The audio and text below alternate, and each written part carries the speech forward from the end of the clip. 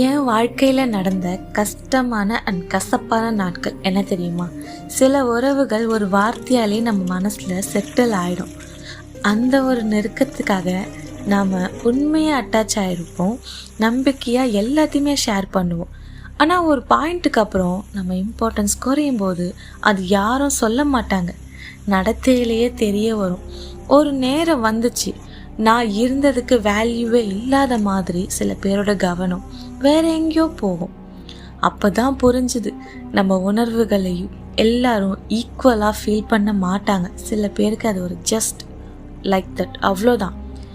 இப்போ நான் கற்றுக்கிட்டது என்ன தெரியுமா? யாரையும் ஓவராக எக்ஸ்பெக்ட் பண்ணக்கூடாது, அமைதியாக டிஸ்டன்ஸ் வச்சுக்கணும். இப்போ நான் அதே மரியாதையை கொடுக்குறேன், ஆனால் அந்த பழைய நம்பிக்கை திரும்ப வரவே வராது. உறவு பெயர் முக்கியம் இல்லை தான், உணர்வு தான் முக்கியம். இந்த மாதிரி உங்களுக்கு கசப்பான எதனா அனுபவம் இருந்தால் கமெண்ட்டில் சொல்லிட்டு போங்க. மறக்காமல் நம்ம சேனலுக்கு சப்ஸ்கிரைப் பண்ணி சப்போர்ட் பண்ணுங்கள். இதே மாதிரி வீடியோ டெய்லியும் பார்க்குறேன்.